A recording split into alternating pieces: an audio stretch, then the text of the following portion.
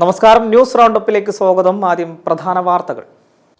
ഭാരതാംബ വിവാദം പുതിയ പോർമുഖം തുറന്ന ഗവർണർ. കേരള സർവകലാശാലയിലെ സംഘർഷത്തിൽ VC-യോട് വിശദീകരണം തേടി രാജ്ഭവൻ.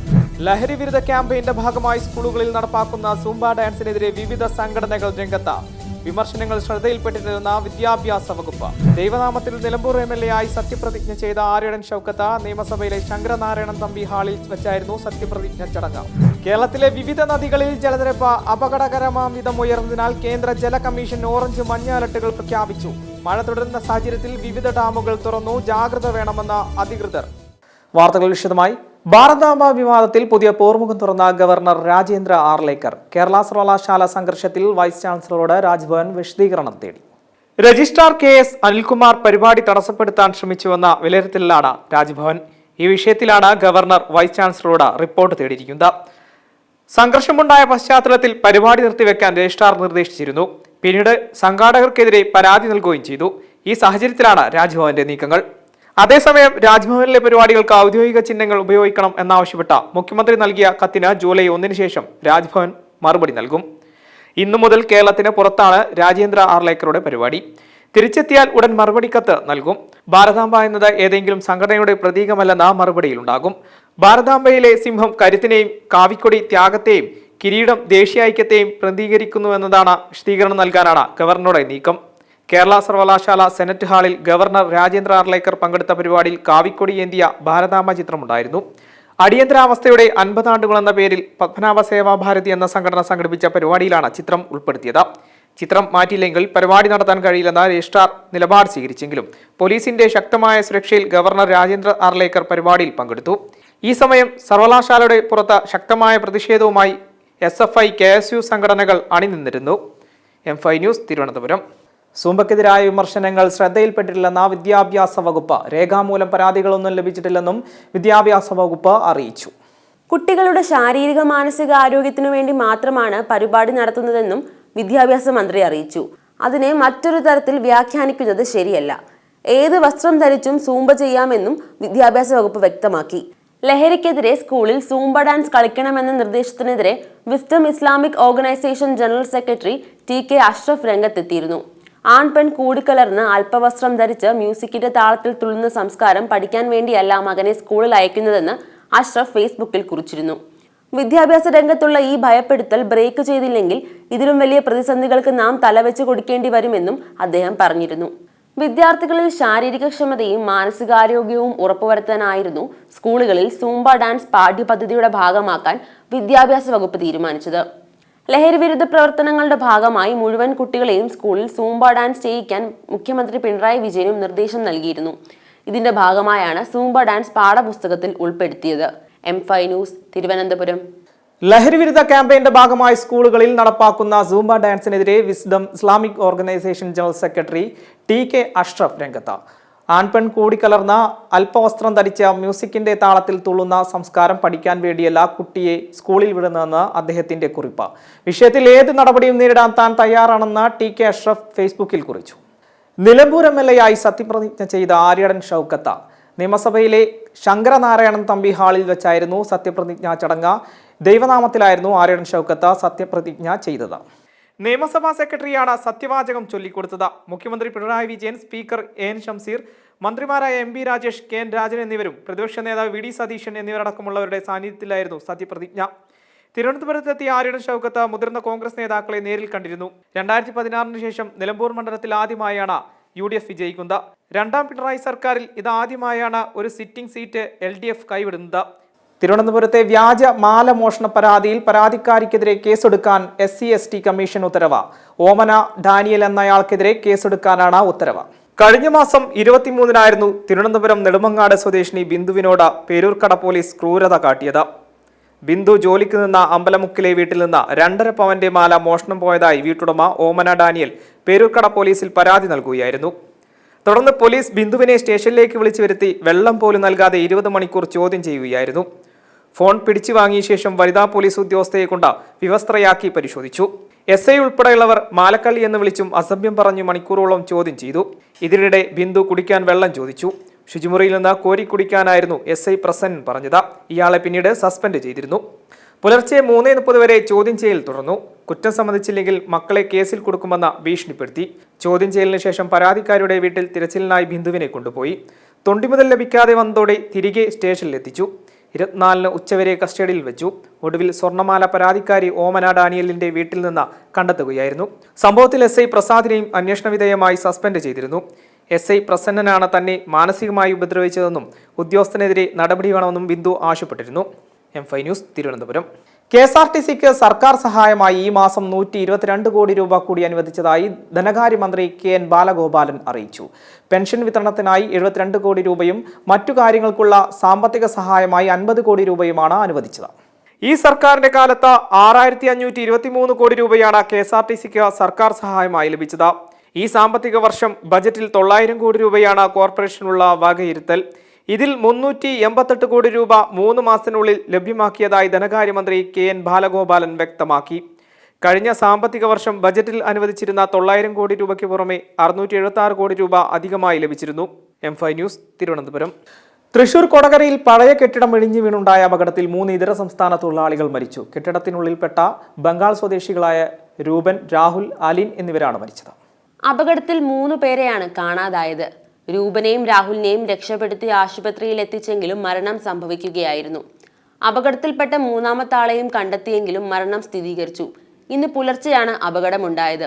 ഇന്നലെ പെയ്ത ശക്തമായ മഴയ്ക്ക് പിന്നാലെയാണ് കെട്ടിടം തകർന്നത്. ഇതര സംസ്ഥാന തൊഴിലാളികൾ താമസിച്ചിരുന്ന കെട്ടിടമാണ് തകർന്നത്. 70 വർഷം പഴക്കമുള്ള കെട്ടിടത്തിലാണ് ഇതര സംസ്ഥാന തൊഴിലാളികൾ താമസിച്ചിരുന്നത്. 17 പേരാണ് കെട്ടിടത്തിൽ താമസിച്ചിരുന്നത്. പോലീസും ഫയർഫോഴ്സും സ്ഥലത്തെത്തിയാണ് രക്ഷാപ്രവർത്തനം നടത്തിയത്. അതേസമയം കെട്ടിടം ഇടിഞ്ഞുണ്ടായ അപകടത്തിൽ അന്വേഷണത്തിന് ഉത്തരവിട്ട തൊഴിൽ മന്ത്രി V ശിവൻകുട്ടി. ലേബർ കമ്മീഷണർക്കാണ് അന്വേഷണ ചുമതല. വിശദമായ അന്വേഷണം നടത്തി റിപ്പോർട്ട് നൽകാനാണ് ശിവൻകുട്ടിയുടെ നിർദ്ദേശം. മരിച്ച 3 അതിഥി തൊഴിലാളികളുടെയും മൃതദേഹങ്ങൾ തൊഴിൽ വകുപ്പ് നാട്ടിലെത്തിക്കുമെന്നും മന്ത്രി പറഞ്ഞു. M5 news, Thrissur. മുൻ മുഖ്യമന്ത്രി VS അച്യുതാനന്ദന്റെ നില മാറ്റമില്ലാതെ തുടർന്നുവന്ന മെഡിക്കൽ ബുള്ളറ്റിൻ. ഹൃദയാഘാതത്തെ തുടർന്ന് പട്ടം SUT ആശുപത്രിയിലെ തീവ്രപരിചരണ വിഭാഗത്തിൽ ചികിത്സയിലാണ് VS അച്യുതാനന്ദൻ. ജീവൻ രക്ഷാോപകരണങ്ങളുടെ സഹായത്തോടെ VS അച്യുതാനന്ദന്റെ ഹൃദയമിടിപ്പ് സാധാരണ നിലയിലേക്ക് കൊണ്ടുവരാനുള്ള ശ്രമം തുടരുകയാണെന്ന് മെഡിക്കൽ ബുള്ളറ്റിൻ വ്യക്തമാക്കുന്നു. വനംവകുപ്പിനും വനം മന്ത്രിക്കുമെതിരെ വിമർശനവുമായി കേരള കോൺഗ്രസ് M. വന്യമൃഗശല്യം ഉൾപ്പെടെയുള്ള മലയോര ജനതയുടെ പ്രശ്നങ്ങൾ കാര്യക്ഷമമായി കൈകാര്യം ചെയ്യാൻ വനം വകുപ്പിനായില്ലെന്ന വിമർശനമാണ് കേരള കോൺഗ്രസ് M സംസ്ഥാന സെക്രട്ടേറിയറ്റിൽ ഉയർന്നത്. മുല്ലപ്പെരിയാർ അണക്കെട്ടിൽ ജലനിരപ്പ് 135 അടിയായി. പെരിയാറിന്റെ തീരത്ത് ജാഗ്രതാ നിർദ്ദേശം നൽകി ഡാമിലേക്കുള്ള നീരൊഴുക്ക് ശക്തമായിട്ടുണ്ട്. പെരിയാർ തീരത്ത് താമസിക്കുന്നവരോടക്കം ജാഗ്രത പാലിക്കണമെന്നാണ് അധികൃതർ നൽകുന്ന നിർദ്ദേശം. 2022 ഓഗസ്റ്റിലാണ് അണക്കെട്ട് അവസാനമായി തുറന്നത്. ഇടുക്കിയിൽ കഴിഞ്ഞ ദിവസത്തെ അപേക്ഷിച്ച് മഴ കുറവുണ്ടെങ്കിലും ഇടവിട്ട് മഴ തുടരുകയാണ്. സെക്കൻഡിൽ 6084 ഘനയടി വെള്ളം അണക്കെട്ടിലേക്ക് ഒഴുകിയെത്തുന്നുണ്ട്. എന്നാൽ സെക്കൻഡിൽ 1867 ഘനയടി വെള്ളം മാത്രമാണ് തമിഴ്നാട് കൊണ്ടുപോകുന്നത്. ഈ സ്ഥിതി തുടർന്നാൽ 28 സ്പിൽവേ ഷട്ടർ ഉയർത്തേണ്ടി വരുമെന്ന് തമിഴ്നാട് വ്യക്തമാക്കിയിട്ടുണ്ട്. ജലനിരപ്പ് 136 അടിയിൽ എത്തിയാൽ സ്പിൽവേ വഴി വെള്ളം പുറത്തേക്കൊഴുകും. അതേസമയം സംസ്ഥാനത്ത് മഴ ശക്തമായി തുടരുകയാണ്. M5 news, Idukki. ആലപ്പുഴ തീരത്ത് ഒരാഴ്ചയ്ക്കിടെ 3ാം തവണയും ഡോൾഫിന്റെ ജഡം അടിഞ്ഞു. അടുത്തിടെയുണ്ടായ കപ്പൽ അപകടങ്ങൾക്ക് ശേഷം വലിയ മത്സ്യങ്ങളുടെ ജഡം തീരത്ത് അടിയുന്നത് പതിവാവുകയാണ്. എന്നാൽ ഡോൾഫിനുകൾ ചത്തതിൽ അസ്വാഭാവികതയില്ലെന്നും ആശങ്കപ്പെടേണ്ടതില്ലെന്നും വിദഗ്ധർ പറയുന്നു. പുന്നപ്ര തീരത്ത് മാത്രം ഇത് 3ാം തവണയാണ് ഡോൾഫിന്റെ ജഡം അടിയുന്നത്. പാവക്കാട് ചള്ളിത്തീരത്താണ് ഇവയെ കണ്ടത്. മുഖത്തും ശരീരത്തും പരിക്കേറ്റ പാടുകളും രക്തം വാർന്ന നിലയിലുമായിരുന്നു ജഡം. മത്സ്യത്തൊഴിലാളികൾ വിവരമറിയിച്ചതിനെ തുടർന്ന് വനംവകുപ്പ് ഉദ്യോഗസ്ഥർ സ്ഥലത്ത് പരിശോധന നടത്തുന്നുണ്ട്. ഇതുവരെ ലഭിച്ച സാമ്പിളുകളുടെ പോസ്റ്റ്മോർട്ടത്തിൽ അസ്വാഭാവികതയൊന്നും കണ്ടെത്തിയിട്ടില്ലെന്ന് ഉദ്യോഗസ്ഥർ വ്യക്തമാക്കുന്നു. കടൽ പ്രക്ഷുബ്ധമാകുന്നതും കപ്പലുകളിൽ ഇടിക്കുന്നതും ഒക്കെയാകാം ഡോൾഫിനുകൾ ചാവുന്നതിന് പിന്നിലെന്നാണ് മത്സ്യത്തൊഴിലാളികൾ പറയുന്നത്. അടുത്തിടെയുണ്ടായ കപ്പലപകടങ്ങൾക്ക് ശേഷം തീരപ്രദേശങ്ങളിൽ വലിയ മത്സ്യങ്ങളുടെ ജഡം കാണുന്നത് ജനങ്ങളിൽ പരിഭ്രാന്തി പരത്തിയിട്ടുണ്ട്. കടൽ മത്സ്യങ്ങൾ കഴിക്കരുതെന്ന വ്യാപക പ്രചാരണവും നടക്കുന്നുണ്ട്. എന്നാൽ ഇതിനെ ചുറ്റിപ്പറ്റി ആശങ്ക വേണ്ട എന്നാണ് ബന്ധപ്പെട്ട ഉദ്യോഗസ്ഥർ വ്യക്തമാക്കുന്നത്. M5 news, Alappuzha. നിലമ്പൂർ വഴിക്കടവിൽ കാട്ടാന വീടിന്റെ അടുക്കള ഭാഗത്തെ ഭിത്തി തകർത്ത തുമ്പിക്കൈകൊണ്ട് അരിയും പഞ്ചസാരയും ഭക്ഷിച്ചു. സമീപത്തെ വീട്ടിലെ തൊഴുത്തും തകർത്തു. പ്രദേശത്ത് കാട്ടാന ശല്യം രൂക്ഷമാണെന്ന് നാട്ടുകാർ പറഞ്ഞു. വഴിക്കടവ് ആനമറയിലെ കുമാരദാസന്റെ വീടിന് നേരെയാണ് കഴിഞ്ഞ ദിവസം രാത്രി കാട്ടാനയുടെ ആക്രമണമുണ്ടായത്.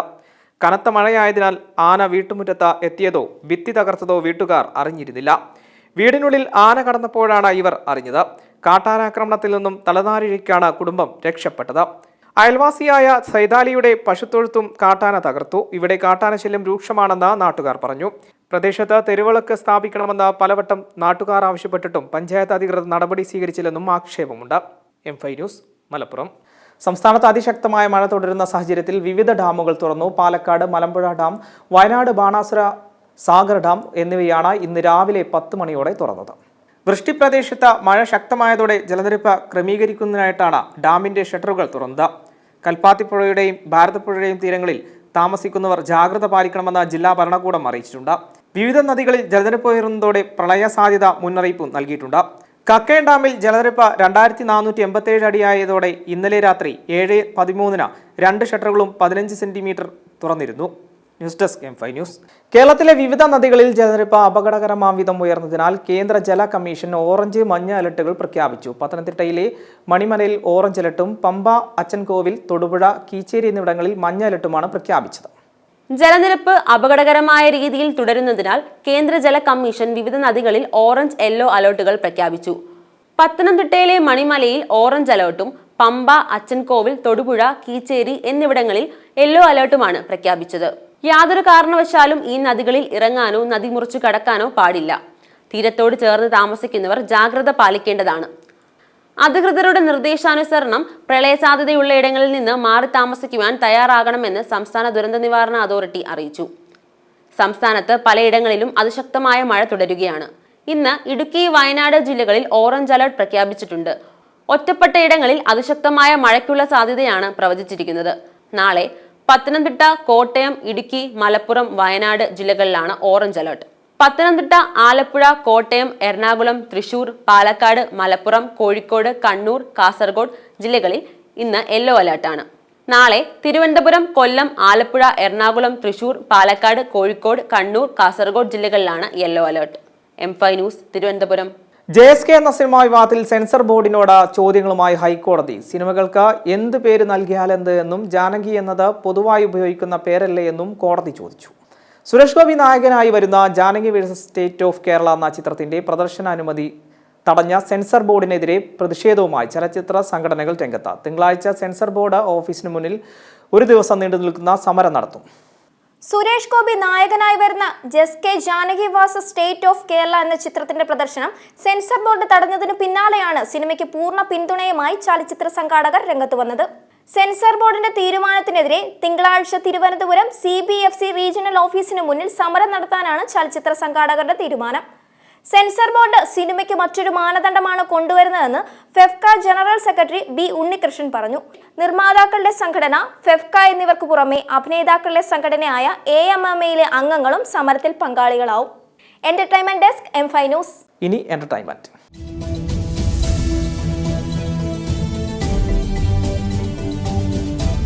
തെന്നിന്ത്യൻ സൂപ്പർ താരം വിജയ് സേതുപതിയുടെ മകൻ സൂര്യ സേതുപതി ആദ്യമായി നായകനായി എത്തുന്ന ചിത്രം തിയേറ്ററുകളിലേക്ക്. ഫിനിക്സ് എന്ന പേര് നൽകിയിരിക്കുന്ന ചിത്രം ജൂലൈ 4-ന് തിയേറ്ററുകളിലെത്തും.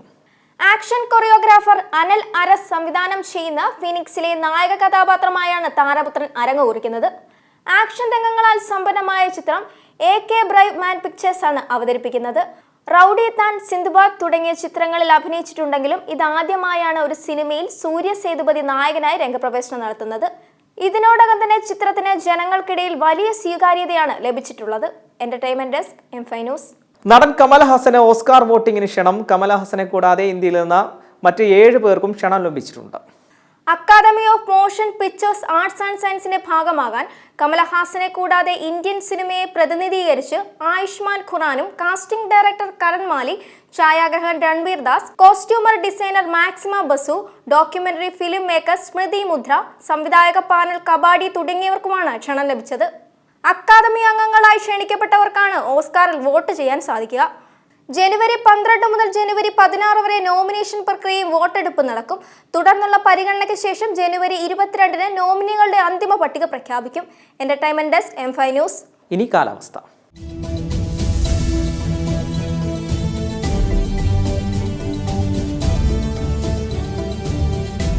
സംസ്ഥാനത്ത് മഴ മുന്നറിയിപ്പിൽ വീണ്ടും മാറ്റം. ഇന്ന് 2 ജില്ലകളിൽ തീവ്ര മഴ മുന്നറിയിപ്പും ഓറഞ്ച് അലർട്ടും പുറപ്പെടുവിച്ചിട്ടുണ്ട്. നാളെ 5 ജില്ലകളിൽ ഓറഞ്ച് അലർട്ടാണ്. ഇന്ന് 10 ജില്ലകളിൽ അതിശക്തമായ മഴയ്ക്കാണ് സാധ്യതയുള്ളത്. കൊല്ലം, തിരുവനന്തപുരം ജില്ലകളിൽ ഒറ്റപ്പെട്ട ഇടങ്ങളിൽ മഴയ്ക്ക് സാധ്യതയുണ്ട്. ഇടുക്കി, വയനാട് ജില്ലകളിലാണ് ഇന്ന് ഓറഞ്ച് അലർട്ട് പ്രഖ്യാപിച്ചിട്ടുള്ളത്. നാളെ വയനാട്, മലപ്പുറം, ഇടുക്കി, കോട്ടയം, പത്തനംതിട്ട ജില്ലകളിൽ ഓറഞ്ച് അലർട്ടാണ് പുറപ്പെടുവിച്ചിട്ടുള്ളത്. നാളെ മറ്റെല്ലാ ജില്ലകളിലും യെല്ലോ അലർട്ടായതിനാൽ അതിശക്തമായ മഴ പ്രതീക്ഷിക്കുന്നുണ്ട്. മറ്റന്നാൾ മുതൽ മഴയുടെ ശക്തി കുറയുമെന്ന് മുന്നറിയിപ്പിൽ വ്യക്തമാക്കുന്നു. പിന്നീടുള്ള 2 ദിവസങ്ങളിൽ കാര്യമായ മഴയ്ക്ക് സാധ്യതയില്ല. എന്നാൽ ഇന്നും നാളെയും ഓറഞ്ച് അലർട്ട് നിലനിൽക്കുന്ന വയനാട്ടിലും ഇടുക്കിയിലും മഴക്കെടുതി മുന്നറിയിപ്പുകൾ ജനങ്ങൾ ശ്രദ്ധിക്കണം. ഉദ്യോഗസ്ഥരുടെ നിർദ്ദേശാനുസരണം അപകട സാധ്യത മേഖലകളിൽ നിന്ന് മാറി താമസിക്കണം. News desk M5 news. പ്രധാന വാർത്തകൾ ഒരിക്കൽ കൂടി. ഭാരതാംബ വിവാദം പുതിയ പോർമുഖം തുറന്ന ഗവർണർ. കേരള സർവകലാശാലയിലെ സംഘർഷത്തിൽ VC-യോട് വിശദീകരണം തേടി രാജ്ഭവൻ. ലഹരി വിരുദ്ധ ക്യാമ്പയിന്റെ ഭാഗമായി സ്കൂളുകളിൽ നടപ്പാക്കുന്ന സൂംബ ഡാൻസിനെതിരെ വിവിധ സംഘടനകൾ രംഗത്ത്. വിമർശനങ്ങൾ ശ്രദ്ധയിൽപ്പെട്ടിരുന്ന വിദ്യാഭ്യാസ വകുപ്പ്. ദൈവനാമത്തിൽ നിലമ്പൂർ MLA ആയി സത്യപ്രതിജ്ഞ ചെയ്ത ആര്യടൻ ഷൗക്കത്ത് നിയമസഭയിലെ ശങ്കരനാരായണൻ തമ്പി ഹാളിൽ വെച്ചായിരുന്നു സത്യപ്രതിജ്ഞ ചടങ്ങ്. കേരളത്തിലെ വിവിധ നദികളിൽ ജലനിരപ്പ് അപകടകരമാം വിധം ഉയർന്നതിനാൽ കേന്ദ്ര ജല കമ്മീഷൻ ഓറഞ്ച്, മഞ്ഞ അലർട്ടുകൾ പ്രഖ്യാപിച്ചു. മഴ തുടരുന്ന സാഹചര്യത്തിൽ വിവിധ ഡാമുകൾ തുറന്നു. ജാഗ്രത വേണമെന്ന് അധികൃതർ. ഇതോടുകൂടി ന്യൂസ് റൗണ്ടപ്പ് പൂർണ്ണമാകുന്നു. നമസ്കാരം.